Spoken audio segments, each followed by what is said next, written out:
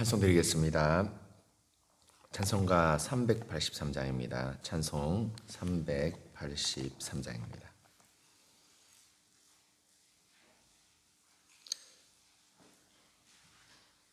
383장입니다. 눈을 들어 산을 보니 도움 어디서 오나. 천지 지은 주 하나님 나를 도와주시네. 나의 발이 실족하 않게 주가 깨어 지키며 택한 백성 항상 지켜 길이 보호하시네. 도우시는 하나님이 내게 그늘 되시니 낮의 해와 밤의 달이 너를 상치 않겠네. 내게 화를 주지 않고 오늘 보호하시며 너의 주님 지금부터 영영 인도하시리. 아멘. 기도하겠습니다. 하나님, 참 감사합니다. 한 주간을 시작하는 월요일 아침에 저희들 기도와 말씀의 자리로 불러주셔서 이번 한 주간도 우리의 의지와 뜻이 아니라 바로 주님의 선한 인도하심을 바라며 하루를 출발할 수 있게 하신 것 주님 감사합니다.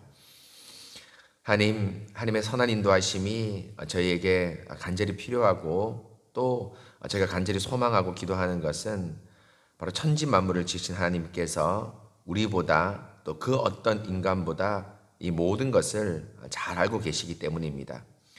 특별히 저희들 한 사람 한 사람에게 가장 알맞고 유익한 길이 무엇인지를 정말 하나님께서 너무나도 잘 알고 계시기 때문에 저희들 우리를 의지하거나 또 주위에 똑똑하고 또 현명한 사람을 의지하는 것이 아니라 하나님의 말씀과 우리 주님을 의지합니다.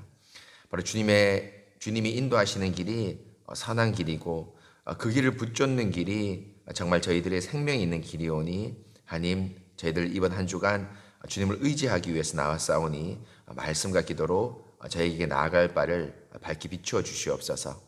그 길이 거칠기도 하고 때로는 돌아가는 길이기도 하지만 주께서 인도하신 길이라면 가장 좋은 길이고 결국에는 쉴만한 물가와 푸른 초장이 있는 길임을 알기에 저희들 따라갈 수 있도록 함께하여 주시옵소서.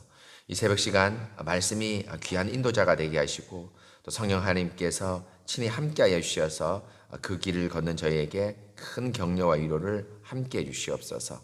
하나님, 또한 저희들 기도 제목 가지고 나왔습니다. 하나님의 기도 제목 주 성령께서 함께하여 주셔서 주님을 따르는데 유익한 기도 제목 되게 하시고 또 부족하고 또 우리의 욕심을 따라 기도하는 것 있다면 성령께서 우리 마음에 가르쳐 주셔서 겸손하게 우리의 기도 제목을 주님이 원하시는 뜻대로 변개할 수도 있는 그런 귀한 시간 될 수 있도록 함께하여 주시옵소서. 이 새벽 시간 성령 하나님께 모든 걸 의탁합니다. 거룩하신 예수 그리스도 이름으로 기도합니다. 아멘.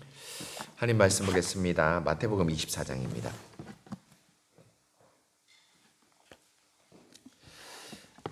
마태복음 24장 45절 51절입니다. 마태복음 24장 45절 51절입니다. 제가 하나님 말씀을 봉독하겠습니다. 45장 51절입니다. 충성되고 지혜 있는 종이 되어 주인에게 그 집사람들을 맡아 때를 따라 양식을 나눠줄 자가 누구냐? 주인이 올 때에 그 종이 이렇게 하는 것을 보면 그 종이 복이 있으리로다. 내가 진실로 너에게 이르노니 주인이 그의 모든 소유를 그에게 맡기리라. 만일 그 악한 종이 마음에 생각하기를 주인이 더디 오리라 하여 동료들을 때리며 술 친구들과 더불어 먹고 마시게 되면 생각하지 않은 날 알지 못하는 시각에 그 종의 주인이 이르러 어미 때리고 외식하는 자가 받을 벌에 처하리니 거기서 슬피 울며 이를 갈리라. 아멘. 사랑하는 성도 여러분, 오늘 저희가 묵상하게 될 마태복음 24장의 말씀은 여러분 잘 아시는 대로 감람산 강화라고 해서 예수님께서 예루살렘에 입성하고 난 이후에 감람산에서 성전 파괴와 종말의 때를 예언하면서 말씀하신 아주 유명한 24장의 감람산 강화 가운데 한 부분입니다. 우리가 아시는 대로 이제 24장 1절에 보시면 이 감람산 강화라고 하는 예수님이 임하는 그때를 예언하고 또 예수님이 임하는 때에 어떻게 행동해야 될지를 예언하는 그 감람산 강화의 배경이 되는 것이 1절, 2절, 3절에 나오는데요. 24장 1절에 보시면 예수님께서 이제 예루살렘에 입성하지 않습니까? 입성하고 난 이후에 뭐 성전 청결 사건 등 여러 가지 어떤 이 유대 거짓 그 직분자들과 싸우고 또 논쟁하는 이런 장면들이 쭉 나옵니다. 이제 그리고 나서 예수님께서 23장 여러분 아시는 것처럼 37절에 보면 이렇게 말합니다. 예루살렘아 예루살렘아 선지자들을 죽이고 내게 파송된 자를 돌로 치는 자여 암탉이 그 새끼를 날개 아래 모음같이 내가 내 자녀를 모으려 한 일이 몇 번이더냐. 그러나 너희가 원하지 아니하였도다. 보라 너희 집이 황폐하여 버려진 바 되리라 라고 하면서 예수님께서 예루살렘에 입성하고 난 이후에 예루살렘 교회죠. 예루살렘 교회 직분자들과 논쟁을 하면서 여러 바리새인과 서기관들 뭐 이런 사두개인과 논쟁을 하면서 사실 37절 이하의 결론인데요. 결론이 뭐냐면 하나님께서 예루살렘을 이스라엘을 모으려고 수없이 노력했지만 결국엔 너희가 뭡니까? 내 품 안에 있기를 원하지 아니한다. 하나님과 우리 예수님의 품에 있기를 원해야 하지 않는다. 그래서 38절에 너희 집이 황폐하여 버려진 바 되겠다라고 이런 말을 예수님이 예언을 합니다. 그런데 여러분 너희 집이 황폐하여 버려진 바 되겠다라는 것이 어떤 의미냐면 예루살렘 성전이 파괴되겠다는 겁니다. 여기서 너희 집이라고 얘기하면 우리가 생각하는 것처럼 이렇게 좋은 어떤 있는 가정 이런 품 이런 걸 얘기하는 것보다 바로 하나님의 집인 성전을 얘기하는데요. 그 성전을 이제 버려지고 파괴되겠다 이런 예언을 예수님께서 합니다. 그러니까 제자들이 이 얘기를 듣고 깜짝 놀라는 거죠. 왜입니까, 여러분? 성전은 뭡니까? 하나님과 이스라엘을 만나는 공간이죠. 그 당시 공간인데 이게 없다는 것은 우리 하나님 성전이 없다는 것은 우리 하나님께서 너희에게 있지 않고 너희를 떠나겠다는 겁니다. 바로 여러분 뭡니까? 구약 시대에 이스라엘이 여러분 뭡니까? 성전이 파괴됐을 때 그 참혹한 기억들, 그 참혹한 실상들을 이스라엘 백성이 마음 가운데 있고 제자들 마음 가운데 있었습니다. 그러니까 이 제자들이 이제 24장 1절에 보면서 이렇게 얘기합니다. 예수께서 성전에서 나와서 가실 때 제자들이 성전 건물을 가리켜 보이려고 이렇게 얘기하면서 예수님께서 성전 파괴 예언을 하고 나오는데 제자들이 성전을 보이는 겁니다. 예수님 이렇게 멋진 성전이 있는데 이제 이 얘기는 하지 않았지만 마음속으로 이게 언제 어떻게 파괴된다는 겁니까? 라고 제자들이 예수님에게 묻습니다. 이 당시 성전이 무슨 성전이냐면 헤롯 성전 아닙니까? 헤롯 성전. 건물로 된 성전으로 치면 세 번째 성전이죠. 솔로몬 성전, 스룹바벨 성전, 헤롯 성전 이렇게 세 번째 성전인데요. 헤롯 성전이 사실 여러분 아시겠지만 너무너무 화려합니다. 어느 성전보다 더 화려하냐면 솔로몬 성전보다 더 화려합니다. 왜냐하면 여러분 헤롯이라는 이 왕, 유대 왕이죠. 로마의 임명을 받은 유대 왕인데 유대 왕이 여러분 뭡니까? 사실 원 유대인 피가 흐르는 그 족속이 아니지 않습니까? 에돔의 피가 흐르는 사람이거든요. 이게 이방인입니다. 쉽게 말하면.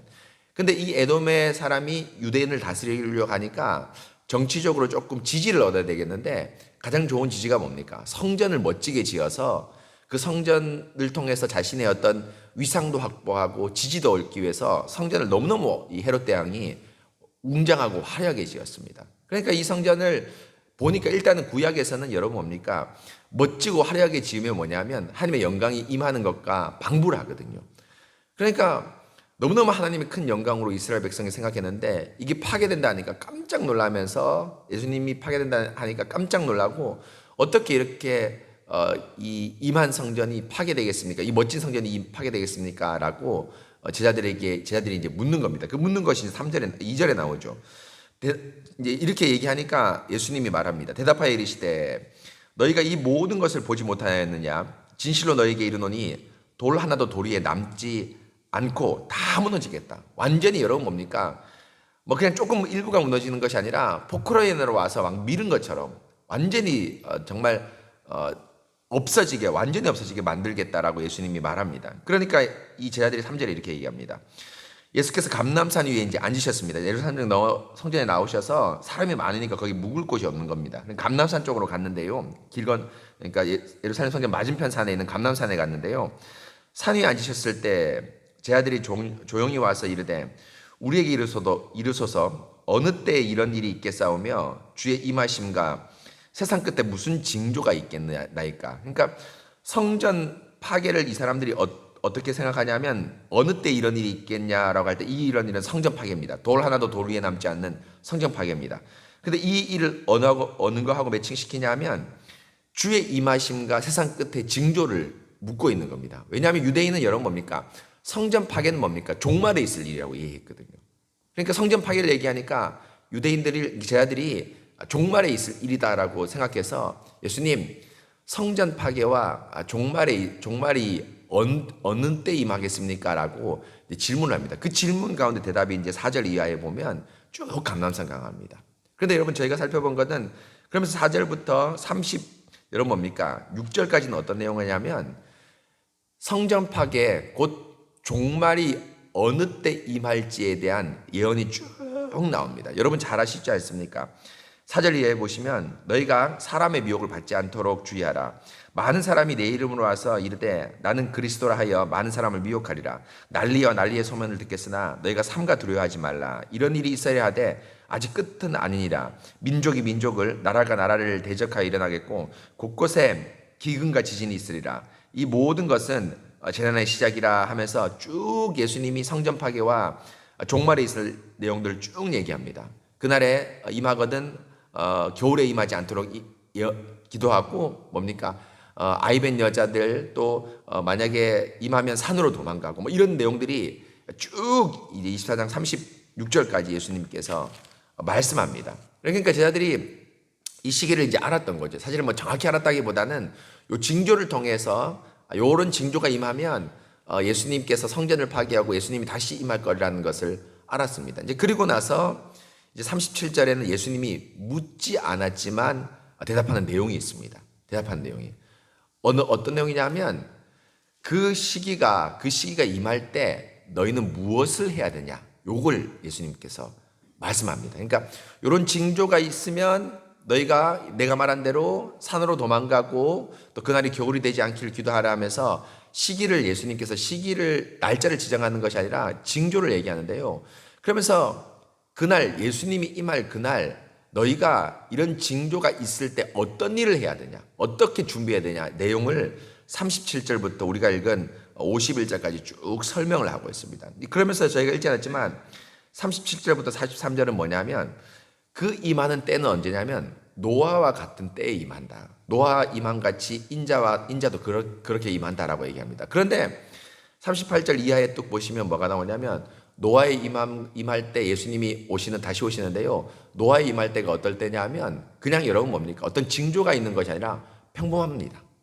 장가가고 시집가고 그 다음에 밥 갈고 이럴 때 예수님이 임하지 어떤 특별한 날이 이렇게 임한다고 얘기하지 않습니다. 그러니까 너희가 해야 될 일은 뭐냐 하면 바로 45절부터 51절까지 여러분 뭐냐 하면 일상의 평범한 일을 그냥 하는 겁니다. 일상의 평범한 일을 하는 겁니다. 오늘 45절 보십시오. 충성되고 지혜 있는 종이 있는데 이 종이 뭡니까? 종이 주인에게 그 집사람을 맡아 때를 따라 양식을 나눠줄 주가 누구냐 하면서 주인이 여러분 뭡니까? 이 종에게 자신의 일정 부분 살림을 맡기고 어디 멀리 갔습니다. 근데 이 종이 해야 될 일이 뭡니까?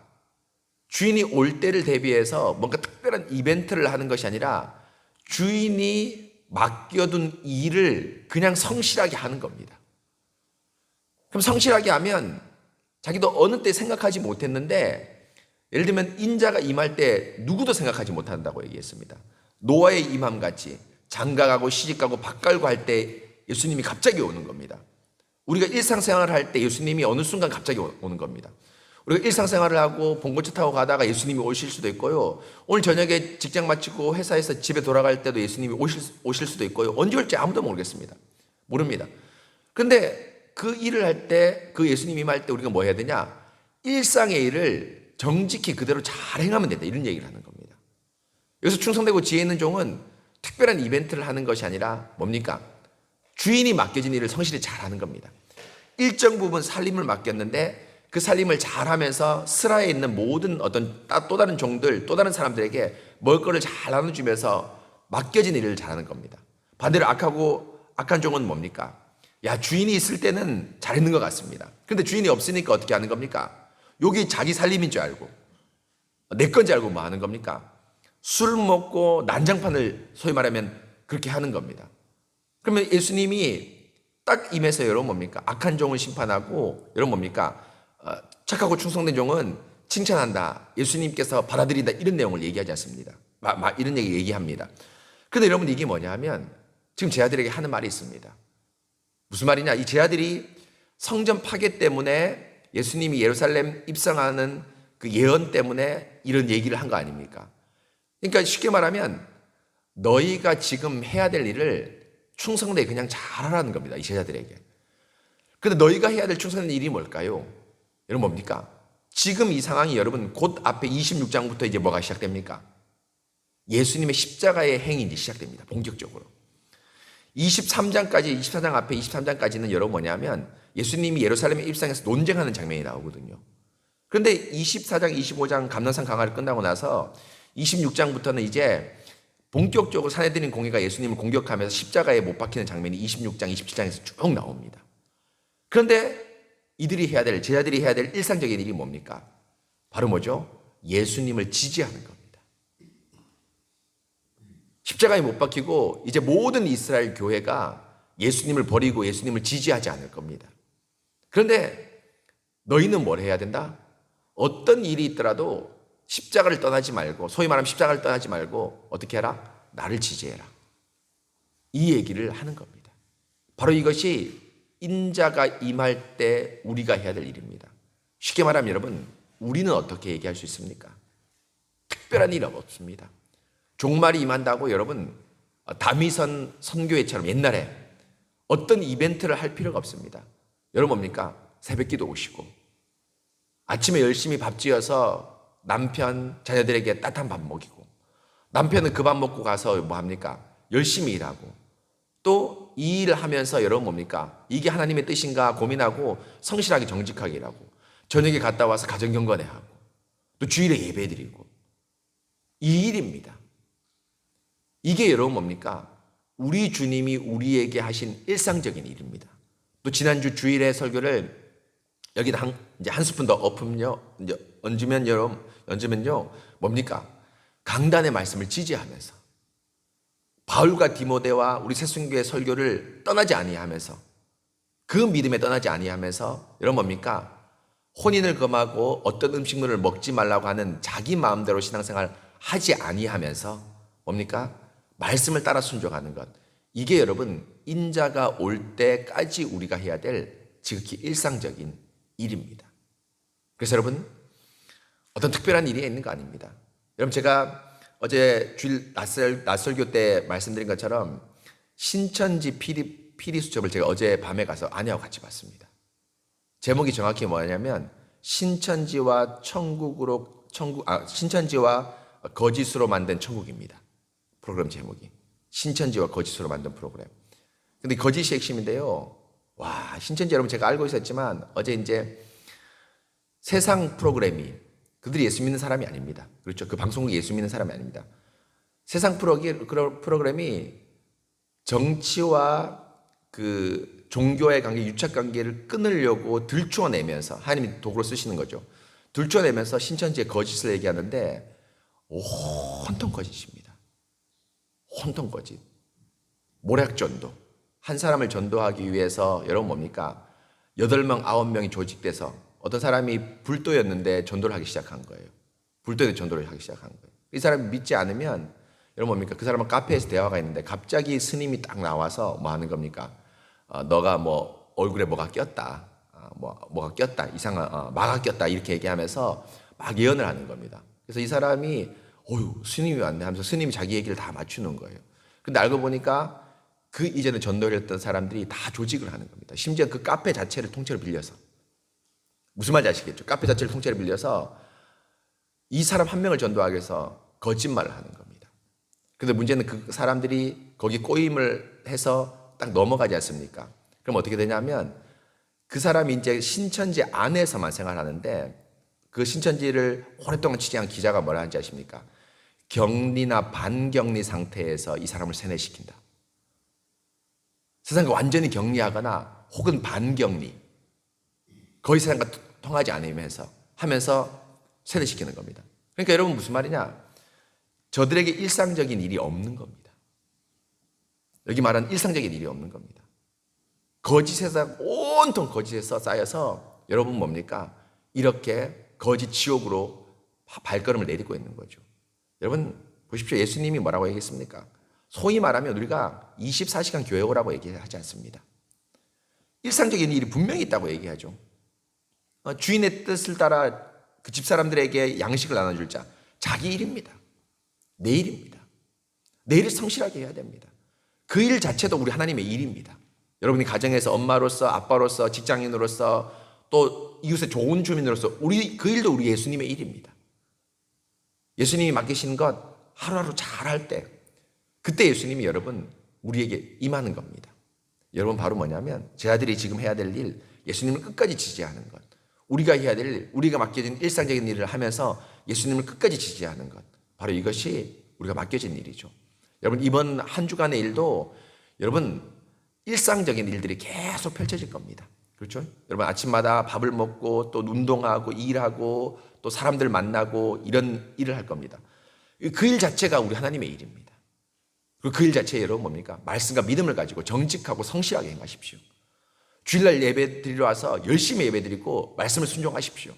그럴 때 여러분 뜻하지 않은 날에 우리 예수님께서 오셔서 착하고 충성된 종아라고 칭찬해 주실 것입니다. 여러분 이 사실을 잘 기억하면서 우리의 일상적인 일, 뭐 예배가 일상적인 일이라고 해야 된다면 우리 일상뿐 아니라 예배의 모든 일상적인 일까지 예수님을 끝까지 지지하시면서 성실하게 잘 행하시는 여러분 되시기 바랍니다. 그게 여러분 예수님을 기쁨으로 맞는 착하고 충성된 종으로 살아가는 길입니다. 그 사실 잊지 마시고 오늘 이번 주에 있을 일상적인 일, 또 이번 주에 일상적인 모든 일들이 또 어디로 향해 갑니까? 주일 예배를 향해 가죠. 또 주일 예배를 향해서 우리 일상적인 일까지도 또 잘 조정하는 그런 여러분 되시기 바랍니다. 오늘 말씀 놓고 함께 같이 기도하겠습니다.